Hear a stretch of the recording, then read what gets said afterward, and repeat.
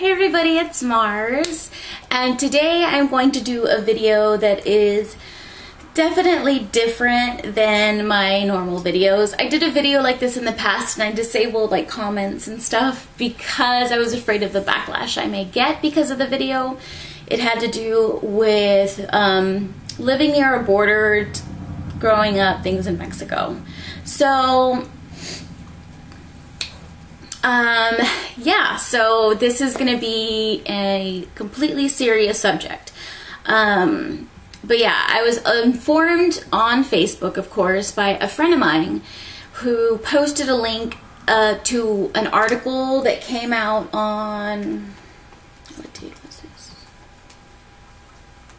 I think this was yesterday. It came out yesterday, and I wanted to do a video about it yesterday, but I didn't. So I figured I'd do it today. And it's very scary. This is 2 hours from our home across the border, and we live in South Texas. Obviously, you guys know that if you watch my channel. So, the article is titled, "Dozens of Bodies, Many Manipulated, Dumped in Mexico." Now, if you've watched any of my older videos, you'll see in the video that I talked about previously that we had a friend of the family who was in our Easter photos. Also, one of my friend's sisters, we used to go up to Kingsville, Texas for Easter and hang out with family and friends and stuff like that and do like the whole family thing.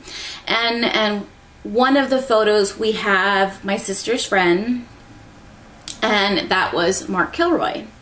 And Mark Kilroy was a young guy, spring break, went to Matamoros, Mexico, partied, and he was missing. But if you guys look him up online, you'll probably find some information about him. He eventually was found. His body was mutilated. It had to do a lot with like Santeria, and it was in the media and all sorts of stuff. They even made the movie Borderland in regards to that situation. But yes, so I'm kind of used to it, but when you hear something this shocking, it's insane. So I'm not really going to read the whole article. I'm just going to read to you some bits and parts of it. But it's insane. Like, I can't believe that this is happening.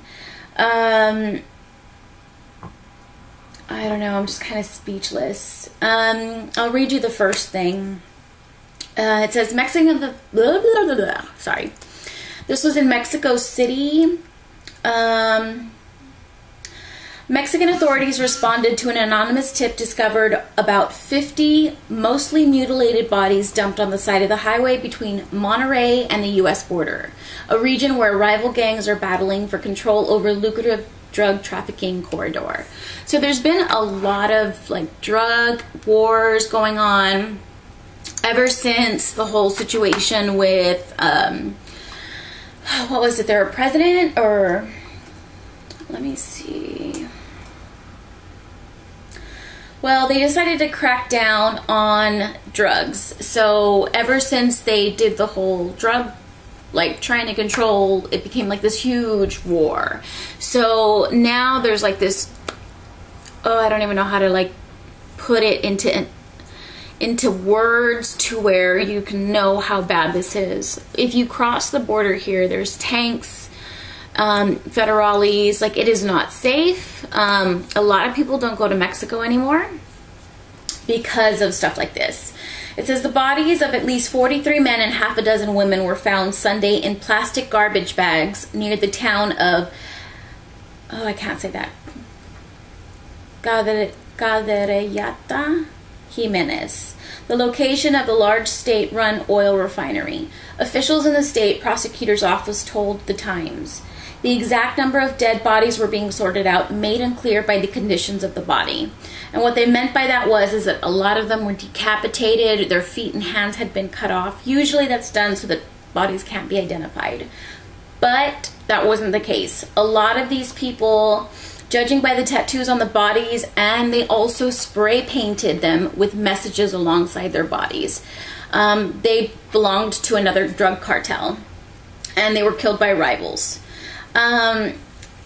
there's messages that are being claimed for the responsibility of the killings on behalf of the Zetas, which is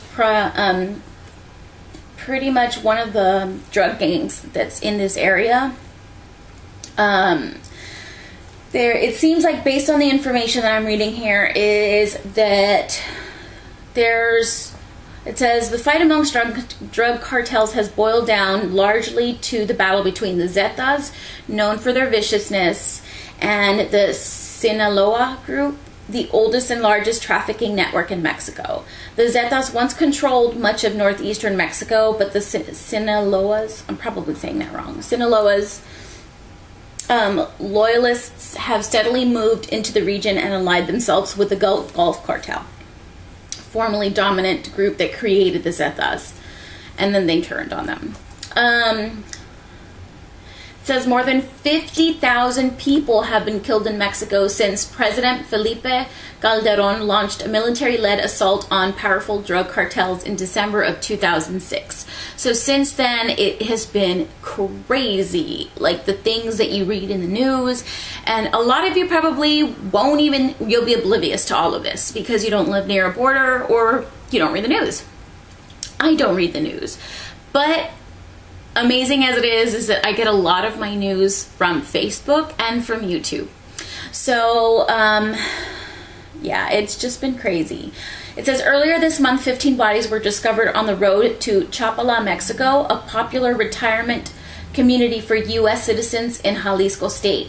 And on May the 4th, which was just recently, 23 bodies were found. 9 were hanging from a highway overpass. They had bodies hanging from a highway overpass. How fucking crazy is that? And then they had another 14 decapitated. They were discovered in Nuevo Laredo. It's just crazy. Like, I don't know, like, it's crazy. Like, I can't believe, like, it's gotten to the point where, based on what I've been reading, on July 1st, they're going to vote for the president's, like, the successor. It says, elections news have largely eclipsed reports on drug war violence in the recent weeks. Mounting to death tolls has once again earned front page coverage and promised to be very much on voters' minds when entering summer ballots. Like, it's to the point where they're going to think of stopping this crackdown on drug wars because it's just getting out of hand. And it's so crazy how they can have so much control over the government there in Mexico. Like, to scare them to the point to where, okay, well, we're going to pick a president that doesn't want to stop the drugs. And that way people will just stop dying. And it's not going to stop dying, in my personal opinion, because they're going to be fighting over their areas. And if anything, it's just going to get worse because they think that they can get away with it. That's just my opinion. But yeah, it's very crazy.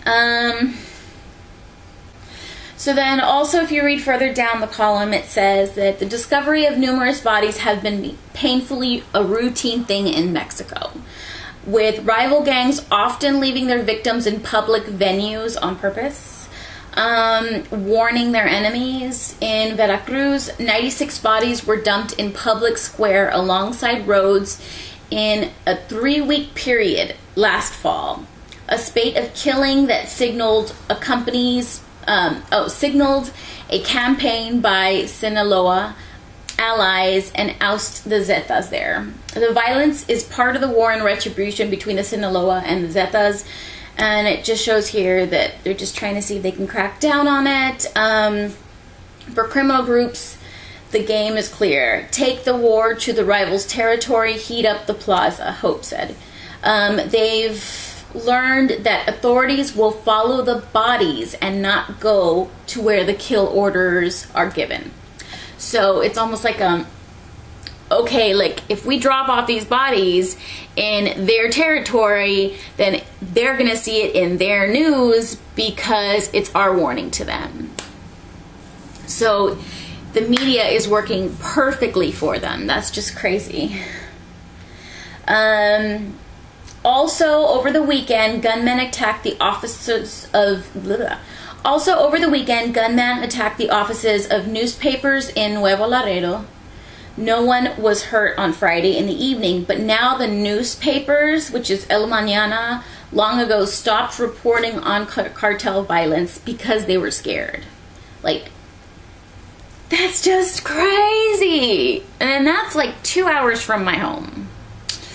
But those are my thoughts on that. I figured some people should want to hear about it. It's an interesting topic. I'm going to link the comment below. I mean the column below for LA Times. But yes, very crazy. That's 2 hours from my home, and I think it's scary. Very scary. But yeah, tell me what your thoughts are on the subject, whether you care, whether you live near a border, or if you have any other interesting stories that I may have missed. But thanks for watching, and I will be back to my normal self and videos on the next video that you watch. This was just alarming, and I wanted to do a small video about it. But have a great day and stay safe. Bye!